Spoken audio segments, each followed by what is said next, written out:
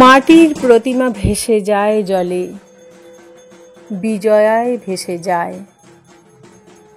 সপ্তমীতে ছাউনি খোলা বারান্দা থেকে দেখেছিলাম দূরে তুলোরা মেঘ, নিচে রাস্তা দিয়ে চলেছে জনস্রোত।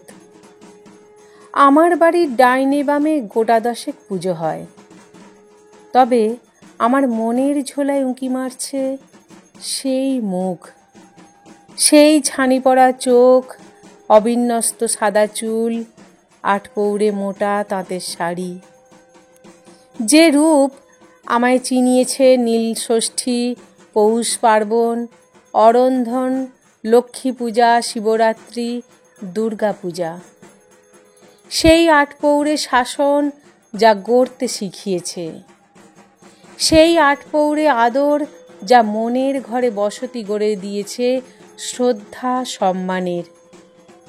সেই আটপৌরে মেলামেশায় আজও মাতাল হয়ে থাকি।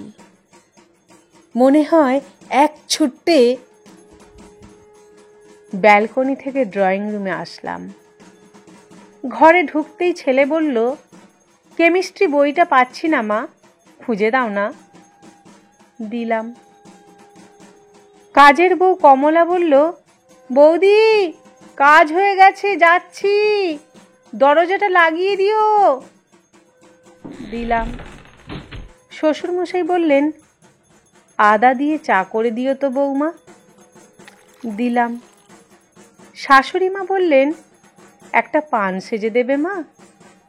দিলাম। স্বামী বললেন, কি করো সারাদিন, দরকারি কথাটা কাকে বলবো। শুনলাম। পাশের বাড়ির অমল কাকা এসেছেন, তাকেও চা করে দিলাম।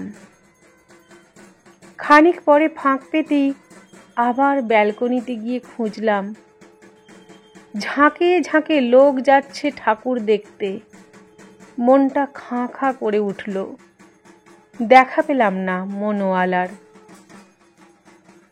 বড়বেলার এই জমকালো প্রাণ প্রতিষ্ঠিত দেবীর পুজোতে কিছুতেই প্রাণ খুঁজে পাই না। আলো ঝলমলে নগরীতে মোটা বাজেটের মোটা পুজো, কেনা জামা কাপড়ের সঙ্গে কেনা ফুল, কেনা পুরুত, কেনা কর্মী, কেনা ভক্ত, কেনা আনন্দ, কেনা আপনজন। মন তো কেনা বা বিক্রি হয় না। সন্ধ্যা গড়িয়ে রাত, হালকা ঠান্ডা। ধীর পায়ে ঘরে ফিরে এলাম,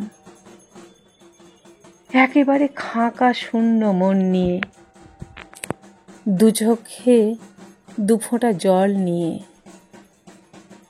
আটপৌরে ছোটবেলা ডাকে বারবার,